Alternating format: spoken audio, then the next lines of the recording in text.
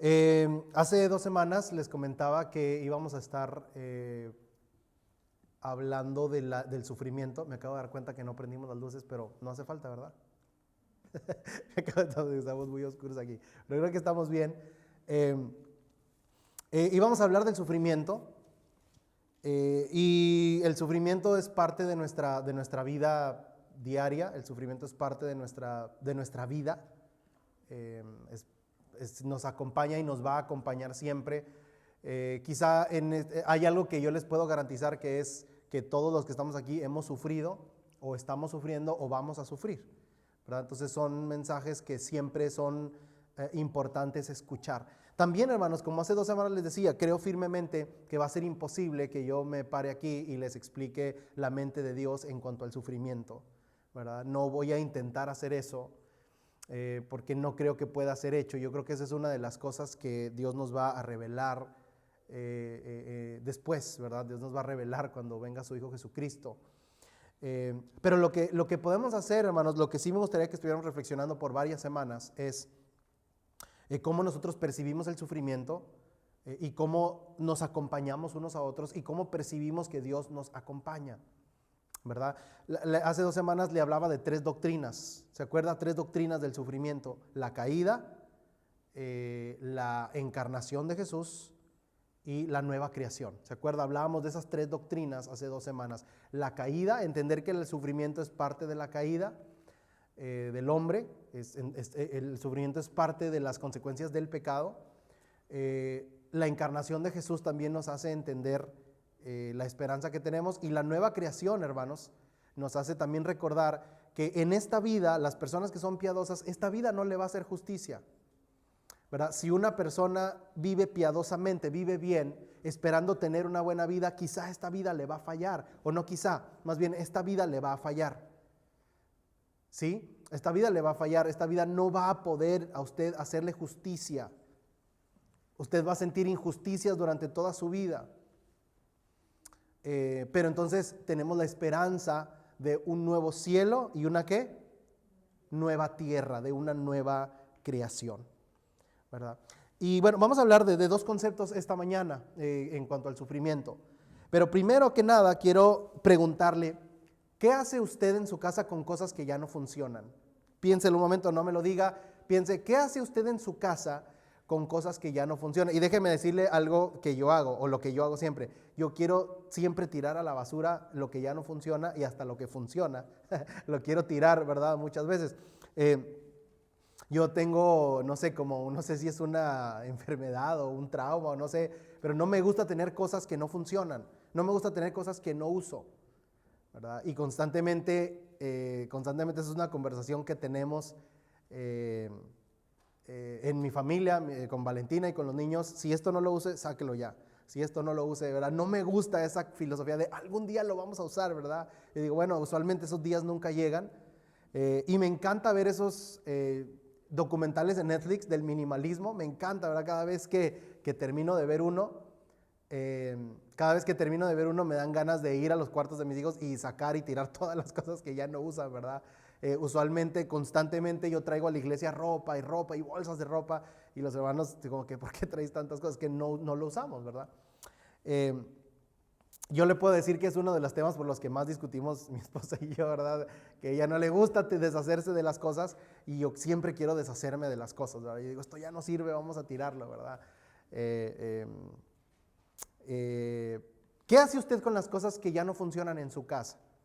Y sabe que a veces me ha pasado, también le confieso, que hay cosas que en otro momento sí necesitamos y ya la tiré, ¿verdad? Y eso me pasa, y sobre todo me pasa mucho con documentos. Yo veo documentos, por ejemplo, yo no guardo tareas de mis hijos, yo las veo, qué bonito, y después de un tiempo lo tiro, ¿verdad? Yo no soy de guardar cosas, que no me gusta guardar cosas, ¿verdad? Es algo que yo tengo.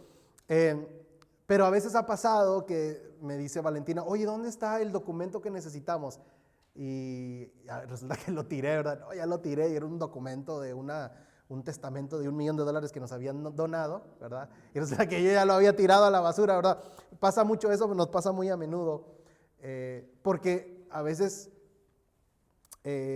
tenemos o tengo yo esa costumbre, ¿verdad? De deshacerme de lo que ya supuestamente no estamos necesitando. Y quiero preguntarles a usted, ¿qué hace usted con las cosas que no funcionan? Por ejemplo, si usted tiene, no sé, una silla que ya no funciona bien, ¿sabe? Una silla, ya sabe, la silla en la que nadie se sienta en la casa, porque no funciona bien, porque el que se siente se va a caer ahí, y esa silla está ahí, y entonces siempre estamos con los invitados, viene alguien, no se vaya a sentar ahí, ¿verdad? Porque se va a caer.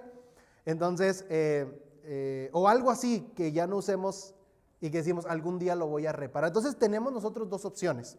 Lo podemos reparar, lo podemos restaurar y volverlo a usar, o lo podemos tirar. Lo que pasa es que, déjeme le digo porque yo no restauro cosas, porque las empiezo a restaurar y quedan peor que cuando estaban rotas, ¿verdad? Entonces por eso usualmente las tiro y digo, bueno, vamos a comprar otra. Pero fíjese, ¿qué hacemos con las cosas que no funcionan en nuestra casa? Las tiramos, decimos, esto no sirve ya, nunca lo voy a usar, yo no lo quiero reparar, o las restauramos, decimos, no, vamos a repararlos, vamos a tomarnos por ejemplo, si es una mesita, vamos a tomarnos el tiempo de lijarla, de pegarla bien y de, no sé, de restaurarla, de dejarla otra vez totalmente funcional, ¿verdad? Y sabe, hermano, que es muy importante tener estos conceptos en mente, porque eso es justamente lo que Dios quiso hacer con la humanidad, eso es justamente lo que Dios quiso hacer con el mundo, ¿verdad? En el momento en el que el pecado entró al mundo, fíjese bien en esto, en el momento en el que el pecado entró al mundo, podemos nosotros decir, bueno, pudo haber dicho Dios. ¿Se acuerda que la vez pasada dijimos que la creación no cumplió con su propósito? Dios nos creó con un propósito y el pecado hizo que nos frustráramos, que la creación fuera frustrada y no cumple con su objetivo. Entonces Dios, si fuera Dios, si Dios pensara como yo, gloria a Dios que no, Él dijera, bueno, esta humanidad ya no funciona, ya no, o sea, la razón por la cual yo la hice ya no está funcionando, entonces los voy a destruir. Pero Dios no hizo eso, usted lo sabe, y la prueba es que aquí estamos, ¿verdad? Hubiera sido el camino más fácil, bueno, esto ya no funciona, yo lo hice para que funcionara, ya no funciona, entonces lo voy a tirar. Pero en lugar de eso, hermanos, Dios nos quiso restaurar para que funcionáramos bien. Y esa es la razón, hermanos, por la cual existe, o una de las razones por las cuales nosotros percibimos el sufrimiento de la manera que lo hacemos, ¿verdad? Por el pecado, eso lo hablamos la vez pasada, el pecado y la constante restauración de Dios a nosotros, hermanos, es una restauración dolorosa. Es una restauración que duele. Es como, por ejemplo, la vacuna, hermanos, ¿verdad? Y fíjese, ahorita que estamos hablando de la vacuna del COVID, yo no sé quién de aquí se ha vacunado, pero la vacuna duele, hermanos. Y yo creo que usted me va a dar la razón en esto. No hay dolor más grande que llevar a sus hijitos pequeños a que los vacunen, ¿cierto? Si usted ha llevado a su bebé a que lo vacunen, especialmente cuando es un bebé, o todavía a veces ya está bien labregonzote y todavía le duele a usted, ¿verdad?, que lo vacunen. Pero sea como sea, yo me acuerdo, hermanos, de llevar a mis hijos bebitos de 6 meses a que les vacunaran. Yo me acuerdo una vez a Zoe le pusieron 4 vacunas, 2 en cada pierna, ¿verdad? Y lloran, y uno dice, uno quiere llorar con ellos, ¿verdad? Es más, hay muchas mamás que lloran con sus hijos cuando los están vacunando. Pero hay unas que son más desalmadas, ¿verdad? Que ya no esté llorando, no esté de chillón, ¿verdad? Pero usualmente la mamá o el papá les duele cuando están vacunando a sus hijos y son pequeños. Pero usted puede decir, no, quiero evitarle el sufrimiento. Pero ¿cuál va a ser el precio de que no lo vacunen? Por ejemplo, ahorita que está la vacuna del COVID, hermanos, es una vacuna que es un poquito más dolorosa que la del flu, y usted sabe que la del flu duele, ¿verdad? Si lo han vacunado del flu, el líquido duele. Y dicen que la segunda dosis, hermanos, te deja medio loco como por 24 horas. ¿Verdad? La mayoría de personas en la segunda dosis, así como que se pone mal, ¿verdad? Anda así como delirando. Han dicho muchas personas eso, ¿verdad? Pero entonces, ¿qué vamos a decidir? Ok, porque quiero evitarme ese sufrimiento, entonces no nos vamos a vacunar del COVID. Yo le aseguro que cuando usted tenga la oportunidad en las próximas semanas de vacunarse contra el COVID, usted lo va a hacer, ¿cierto? Usted lo va a hacer, aunque sea un día o 2 semanas o unos días de sufrimiento, usted lo va a hacer. Eso es justamente lo que la restauración de Dios hace con nosotros, ¿verdad? Que nos está preparando, o que es parte de la restauración, en primer lugar, del pecado que entró, y en segundo lugar, de la preparación para la nueva creación que hay. Entonces, por eso, hermanos, en el mundo el sufrimiento sucede constantemente. Quiero hablarle de dos conceptos rápidamente, muy brevemente. Uno, del sufrimiento como justicia. Y segundo, el sufrimiento como injusticia. Quiero hablarle de esos dos conceptos esta mañana y no quiero hablarle de nada más. Solamente esos dos conceptos. El sufrimiento como justicia y el sufrimiento como injusticia. Y quiero leérselo yo, si usted quiere abrirle está bien, pero de preferencia escúchelo, quédese tranquilo ahí en su lugar y yo se lo voy a leer. Si usted quiere buscarlo, si está haciendo apuntes, es Romanos capítulo 8, versículos del 18 al 21. Romanos capítulo 8, yo se lo voy a leer, usted escúchelo ahí tranquilo en su lugar. Romanos 8, 18 al 21. Miren lo que dice la palabra de Dios, hermanos. Dice, del versículo 18 al 20 habla de cómo la creación fue frustrada, no cumplió su propósito. Y mira el 21, de que la creación misma será también liberada de la esclavitud de la corrupción. Desde el 18, es 8, 18. Pues considero que los sufrimientos de este tiempo presente no son dignos de ser comparados con la gloria que nos ha de ser revelada. Fíjese, en primer lugar, los sufrimientos que nosotros podemos tener en esta vida, hermanos, no importa cuáles sean, los sufrimientos que nosotros podamos tener en la vida no se van a comparar ¿con qué? Con la gloria venidera, hermanos, que nos ha de ser revelada. Verso 19, porque el anhelo profundo de la creación es aguardar ansiosamente la revelación de los hijos de Dios, porque la creación fue sometida a vanidad, no de su propia voluntad, sino por causa de aquel que la sometió en la esperanza. Hermanos, es una vacuna de Dios, en cierta manera, el sufrimiento. Versículo 21, de que la creación misma será también liberada de la esclavitud de la corrupción a la libertad de la gloria de los hijos de Dios. Entonces, en primer lugar, hermanos, lo que nos enseña este pasaje es que la creación fue frustrada, ¿sí? Es decir, no cumplió para lo que fue hecha. Entonces, Dios tenía las dos opciones, puede restaurarla o puede destruirla. Aquello que no estaba funcionando bien, puede restaurarla o puede destruirla. Eso es justamente, hermanos, lo que es el sufrimiento en nuestra vida. La restauración y la justicia por una vida que ha de venir. Entonces, hermanos, necesitamos entender en primer lugar que el sufrimiento es una justicia. ¿Por qué? Porque el sufrimiento viene por el pecado. El sufrimiento viene por el pecado, hermanos. Y hay muchos pasajes que hablan sobre esto, sobre todo en el libro de Proverbios. Ese es uno de los temas de Proverbios principales, hermanos. La teología de la retribución es uno de los temas principales de Proverbios, que al ser humano le va mal porque actúa ¿cómo? Porque actúa mal, ¿verdad? Y quiero ponerle varios ejemplos de esto. Por ejemplo, en Proverbios, en el capítulo 11, yo se lo voy a leer porque voy a buscar varios de aquí, así que no quiero traerlo buscando de un lado para otro, pero quiero leérselo. En Proverbios, hermanos, dice en el 11:24, fíjese lo que dice. Y recuerde la premisa que estamos exponiendo, o el punto que estamos exponiendo es, el sufrimiento, hermanos, es una redención por el pecado. El sufrimiento es parte de nuestro pecado y de nuestras malas decisiones. Y mire el versículo 24, dice, hay quien reparte y le es añadido más. 11:24. El alma generosa será prosperada, el que riega será también regado. 26, al que retiene el grano, el pueblo lo maldecirá, al que roba, pero habrá bendición sobre la cabeza del que lo vende. Entonces, al que le retiene el grano, al que roba, el pueblo lo maldecirá. Entonces, le va mal porque actúa mal. Mire lo que dice más adelante Proverbios. Proverbios está lleno de estos puntos, de que a una persona le va mal porque actúa mal. Dice el 19:15. La pereza hace caer en un sueño profundo y el alma ociosa sufrirá hambre. ¿Se fija? El alma ociosa sufrirá hambre. Y hay muchísimos pasajes. Uno más. En el 13:20 dice, el que anda con sabios, ¿qué será? ¿Se sabe ese pasaje? El que anda con sabios será sabio, pero el compañero de los necios sufrirá daño. Entonces, a veces la gente, hermanos, nos ponemos a buscar el porqué del sufrimiento, pero ¿por qué me pasó esto a mí? Y a veces son el resultado de nuestras propias decisiones.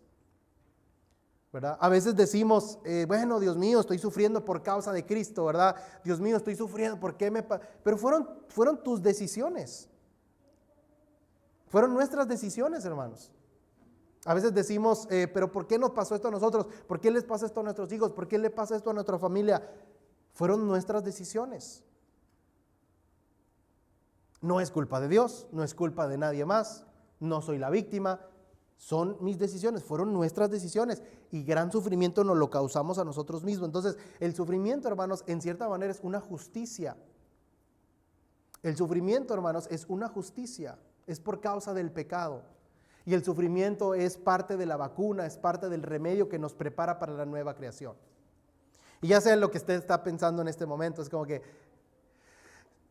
pero no siempre, ¿verdad? Que usted está pensando eso, pero es que no siempre el sufrimiento es el resultado de un pecado. Bueno, de acuerdo, entonces permítame pasar al segundo punto.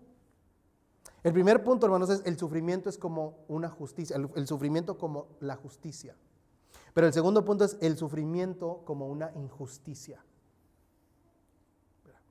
¿Qué hay de los que son piadosos, que toman buenas decisiones y todavía sufren? ¿Existen esas personas, hermanos? Personas piadosas que toman buenas decisiones, pero que el sufrimiento llega a su vida. Sí existen, hermanos. Entonces, los sufrimientos no son única y exclusivamente el resultado de las malas decisiones. En primer lugar, tenemos que recordar que muchas veces los sufrimientos son el resultado de nuestros pecados.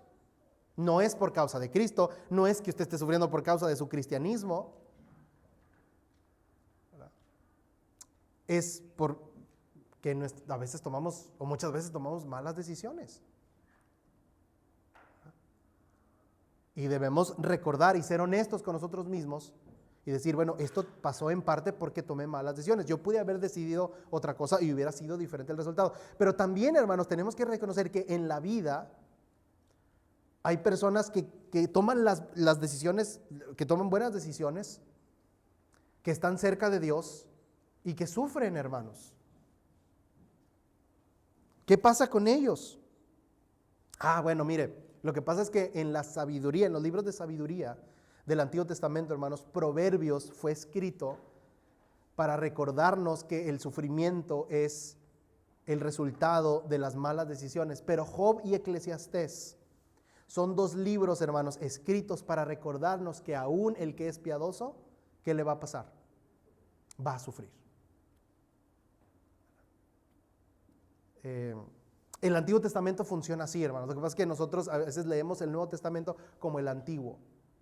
En el Antiguo Testamento los libros, los conceptos son interdependientes. Así era la lectura rabínica. Incluso no solamente con el Antiguo Testamento está hecho para leerse con el Talmud, con la Mishnah, con los comentarios. Todo eso era parte de una sola lectura. Así está formado el Antiguo Testamento. Entonces, lo que pasa es que vamos a Proverbios y vemos todos estos proverbios que dicen, el que no actúa bien le va a ir mal en la vida. Pero el judío no leía Proverbios sin leer Job y Eclesiastés. Y Job y Eclesiastés nos enseñan que usted puede ser una persona de Dios, un hombre de Dios, una mujer de Dios, una persona piadosa. Usted puede ser una persona que trata de tomar las mejores decisiones y aún así va a sufrir. Por eso el sufrimiento también es injusto, basado en Job y en Eclesiastés. Y así como le leí varios pasajes en Proverbios, quiere leerle varios en Eclesiastés. No los busque, yo se los voy a leer, pero empezamos en el capítulo 2, verso 14. Eclesiastés dice, el sabio tiene ojos en su cabeza, pero el necio anda en tinieblas, aunque yo sé también que ambos correrán con la misma suerte. Fíjese, se lo leo otra vez. El sabio tiene ojos en su cabeza, el necio anda como ciego, pero yo sé que a ambos les puede ir igual. ¿Está de acuerdo con el escritor de Eclesiastés? A veces hay un sabio y anda con sabiduría, a veces anda un necio y anda por la vida con necedad, y resulta a veces que les va igual en la vida, o a veces al necio le va mejor. ¿Es cierto esto que dice el de Eclesiastés, hermanos? Sí es cierto, hermanos. Y el 3:16 dice, Aunque he visto más bajo el sol que en el lugar del derecho está la impiedad y en lugar de la justicia está la inequidad. Yo me dije, al justo como al impío, Dios lo juzgará. Entonces dice, ahora en el 3.16 de Eclesiastés, el predicador dice aquí, pero también hay personas, verso 3.16, yo lo he visto, que andan bajo el sol, andan viviendo su vida, y en lugar de que le vaya bien, le va mal. Hay injusticia cuando debería recibir derecho. Y el 4.1, último que le leo, todo Eclesiastés está lleno de esto, 4.1, entonces yo me volví y observé todas las opresiones que se cometen bajo el sol. Fíjese, y vi las lágrimas de los que sufren, y no tenían quien los consolara. En mano de sus opresores estaba el poder. Aquellos malos tenían más consuelo que ellos. Así que felicité a los muertos, a los que ya murieron, más que a los vivos, los que aún viven. Pero mejor que ambos está el que nunca ha existido. ¿Por qué? Porque los dos van a sufrir, al impío y al piadoso, que nunca ha visto las malas obras que se cometen bajo el sol. Y mire el verso 4 como termina. He visto que todo trabajo y toda obra hábil que se hace es el resultado de la rivalidad entre el hombre y su prójimo. También esto es vanidad y correr tras el viento.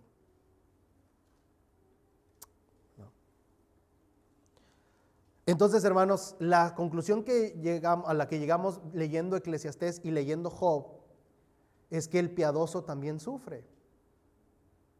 ¿Recuerda usted, hermanos, que en el libro de Job, los amigos de Job le quisieron aplicar aquella teología de Proverbios, ¿se acuerda? Y los amigos de Job le decían, Job, ya dinos, confiesa, ¿qué hiciste? Mira, confiesa, ¿qué hiciste? Mira, y Job dice, no, pero no hice. Y todo el libro es eso, hermanos. Una conversación entre Job y sus 3 amigos, y al final llega el cuarto, Eliú, y le dice, ya confiesa, ¿qué hiciste? Y Job dice, nada, no he hecho nada, y no he hecho nada. Y al final viene Dios, hermanos, y le dice a los amigos, ustedes son una pésima representación de lo que yo soy. Job no sufrió porque ha pecado, Job sufrió porque así es la vida. Porque así es la vida. Porque sufre porque en primer lugar tenemos que recordar que muchas veces nuestros sufrimientos son el resultado de nuestros pecados y de nuestras malas decisiones. Pero también, hermanos, usted tiene que recordar que los sufrimientos muchas otras veces son el resultado del ritmo de la vida. Así es la vida, de la injusticia del sufrimiento. ¿Se acuerda que yo le decía la vez pasada que el sufrimiento es como un francotirador, aquel francotirador de Washington que mataba gente aleatoriamente? Así es el sufrimiento. Entonces necesitamos nosotros recordar 2 cosas, y esto es a lo que yo le quiero invitar en esta mañana. Yo le quiero recordar, hermanos, que muchas veces el sufrimiento es justo porque es la vacuna de los pecados que nosotros cometemos, hermanos. Yo sé que a nadie nos gusta sufrir, sea por justicia o por injusticia. A veces cuando nos merecemos el sufrimiento porque tomamos una mala decisión, tampoco nos gusta. No queremos, nos negamos a sufrir. Pero debemos recordar, hermanos, que muchas veces el sufrimiento es parte de nuestros pecados. Pero en otras ocasiones, a usted el sufrimiento le va a llegar a su vida de la nada. Usted dice, ¿de dónde vino esto? ¿De dónde vino todo esto? Bueno, de la injusticia de la vida. Así es. Entonces, esto nos recuerda, hermanos, fíjese bien en esto nos recuerda que no podemos nosotros apresurarnos a juzgar a los demás diciendo, ellos les está yendo así porque ellos así se lo merecen, porque es el resultado de sus obras. Eso le pasó a los discípulos en Juan capítulo 9. Llegaron y se encontraron un hombre ciego que había nacido ciego. Y los discípulos preguntan, ¿se acuerda quién pecó? ¿Él o sus padres? Para ellos era alguien pecó aquí, o él o sus padres. Y Jesucristo dice, nadie pecó. No se apresuren siempre a pensar que el sufrimiento es el resultado de nuestros pecados. Hermanos, fíjese, en nuestra búsqueda de sentido, en nuestra búsqueda de explicaciones al sufrimiento, nosotros pensamos de los demás cuando están en sufrimiento, a veces no decimos, sí, es el resultado de sus pecados, pero sí pensamos, a mí no me hubiera pasado eso, ¿cierto? Y eso, hermanos, es una forma de juzgar. Eso es una forma de decir, fue el resultado de sus decisiones. Cuando nosotros decimos eso que le pasó a ellos, qué triste, pobrecitos, pero eso a mí no me hubiera pasado, eso es una forma de decir, se lo merecen por sus decisiones. Déjeme le digo algo hoy. Eso que le pasó a otra persona, le puede pasar a usted. Lo mismo. Lo que pasa es que cuando el sufrimiento no está en nuestra vida, nosotros nos hacemos insensibles. Es hasta cuando nos llega el sufrimiento que queremos que todos tengan piedad de nosotros, ¿cierto? Queremos que todos sean considerados, queremos que el mundo se detenga. Y hasta le da a usted coraje porque usted ve que el mundo sigue su ritmo. Pero yo he estado en eso, hermano, se lo confieso, yo he visto otras personas y otras familias y yo pienso, a mí no me pasaría eso. Porque yo soy muy precavido, porque yo me gusta planear mis cosas, porque yo soy responsable, porque ellos viven ahí, como dicen en Honduras, a la zumba marumba. Yo no vivo así. Y después la vida nos pone en nuestro lugar, nos pone en nuestro sitio y nos enseña que lo que le pasó a otro te puede pasar a ti. Es parte de la naturaleza del sufrimiento. Por eso son dos conceptos que yo quise transmitirles en esta mañana, hermanos: el sufrimiento como justicia y el sufrimiento como injusticia. Sí, es verdad, muchas veces nosotros nos ahogamos en el cocinado que nosotros mismos preparamos. Son nuestras decisiones, pero muchas de las veces usted puede estar viviendo de la mejor forma y el sufrimiento le llega la muerte, le llega la enfermedad. ¿Cómo podemos controlar a alguien que tiene cáncer, hermanos? En esta pandemia aprendimos que no puede usted ni siquiera controlar quién se puede contagiar y quién no. Y yo le puedo decir a usted, sea prudente, no sea imprudente, no ande por ahí, no ande por allá, se va a contagiar. Y resulta que yo me puedo contagiar y no sé ni dónde. Así es el sufrimiento, hermanos. Y cuando nosotros decimos, cuando nosotros vemos a otros y decimos, a mí eso nunca me hubiera pasado. Pobre, o sea, decimos, pobre de ellos, ¿verdad? O pobre de él, o pobre de ella, o pobre familia, pero eso a mí no me va a pasar. Es una manera de decir, el sufrimiento únicamente viene por las decisiones. Y ya le mostré en esta mañana que no es así. El sufrimiento es justo porque muchas veces son los resultados de nuestras decisiones. Y el sufrimiento es injusto porque el sufrimiento es aleatorio, hermanos. No respeta ni ricos ni pobres. No respeta color de piel, no respeta nuestra educación, no respeta nada de quiénes somos nosotros. Y lo que le puede pasar a mi vecino, ¿a quién también le puede pasar? Me puede pasar a mí. Y por eso necesitamos estar doblemente sensibles, doblemente alerta, doblemente orando unos por los otros, doblemente ayudándonos unos a los otros. Veámonos, hermanos, veámonos en el sufrimiento de los demás. Aprendamos a vernos en las cosas que otros sufren. A lo mejor hay niños que están enfermos y usted tiene hijos sanos. Y a lo mejor usted dice, eso a mí no me pasaría. No, hermanos. Créame que sí le pasaría y le puede pasar en cualquier momento. Y por eso necesitamos aprender a ver a los demás. Necesitamos aprender a vernos a nosotros mismos en lo que le pasa a las demás personas, ¿verdad? Cualquier cosa que les pasa a los demás, hermanos, nos puede pasar a nosotros también. Eso es lo que nos enseña Eclesiastés y Job. ¿Usted cree, hermanos, y déjeme terminar con esto, ¿usted cree que alguna vez Job se imaginó que todo lo que le pasó le iba a pasar, hermanos?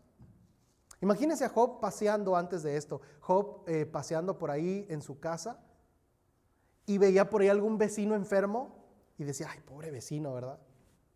Gracias a Dios que yo tengo mi seguro médico súper bueno, gracias a Dios que yo soy responsable y que desde joven he trabajado y le he dado todo a mis hijos. O por ahí pudo ver a otra familia que no podían proveer bien para sus hijos. O sea, bueno, gracias a Dios que yo he sido trabajador, ¿verdad? Pobrecitos, ¿verdad? Es más, los voy a ayudar, pero gracias a Dios que yo he sido trabajador y que yo, mire toda la prosperidad que tengo. ¿Se acuerda Job capítulo 1 cómo comienza con la descripción de la fortuna de Job? Nunca se imaginó que le iba a pasar todo eso. Pero le pasó, hermanos. Y cuando Job pide respuestas, no recibe respuestas al final del libro, porque así es la vida. Quiero decirle dos cosas, hermanos, a manera de conclusión en esta mañana. Número uno, recuerde que el sufrimiento es justo e injusto, y usted lo va a experimentar en ambas formas en su vida.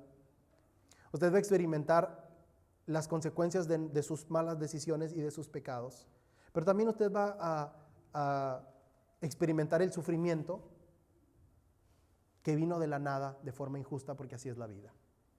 Y teniendo estas dos cosas en mente, quiero decirle dos cosas. Número uno, usted como cristiano debe recordar siempre que Dios tiene el control de todo. Amén. Amén. Dios tiene el control de todo, hermanos. Esto no quiere decir que los sufrimientos no van a venir. Y recuerdo Romanos 8:28. Romanos 8:28. El que esté en Cristo, todas las cosas le ayudan a bien. Esto no quiere decir, hermanos, como mucha gente lo usa, que mientras usted sea cristiano, todo le va a ir bien. Acabamos de ver que eso no es verdad. Romanos 8:28, todas las cosas le ayudan a bien, quiere decir que en momentos vamos a estar sufriendo, en momentos vamos a estar tranquilos, pero que Dios debe ser el rey de nuestra vida. Y en segundo lugar, hermanos, yo quiero decirle a usted que Dios aborrece el sufrimiento, hermanos. Yo quiero decirle eso. Que Dios aborrece el sufrimiento. Y quizá más adelante, hermanos, vamos a hablar más de lo que siente Dios con nuestro sufrimiento, pero quiero leerle un texto que usted conoce muy bien. No lo abra, yo se lo voy a leer. En Juan 11, ¿se acuerda cuando Jesucristo fue al funeral de su amigo Lázaro? ¿Recuerda la historia? Y recuerda que usted lloró, Juan 11:35, Jesús lloró. En el verso 38, hermanos, dice, entonces Jesús de nuevo profundamente conmovido, dice nuestra versión, conmovido. Jesús fue conmovido. Pero sabe que en el hebreo, sabe que la palabra aquí, hermanos, que se usa para conmovido, literalmente en la traducción significa bramó de ira. Eso significa, hermanos, nuestra traducción de Juan 11:38, que dice ahí, Jesús fue conmovido, en el hebreo, significa bramó de ira. Era la palabra que se utilizaba, hermanos, para los toros, para los bueyes, cuando están sumamente enojados. Porque eso es una de las cosas que causa el sufrimiento. El enojo, la rabia, la ira, que usted diga, ¿por qué nos tuvo que pasar esto a nosotros?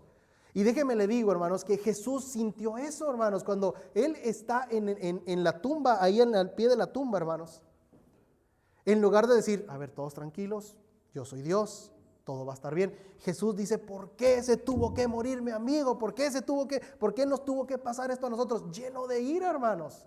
Si alguien sabe el enojo, la ira, la rabia que causa el sufrimiento injusto, es Jesús. Él clamó de ira por la muerte de su amigo. Y eso que es el Hijo de Dios. Entonces, si usted alguna vez el sufrimiento lo ha hecho clamar tan fuerte, debe usted saber que Jesús sabe lo que es eso. Y usted dice, pero ¿por qué de tanta gente en el mundo a nosotros? Jesús sabe lo que es eso.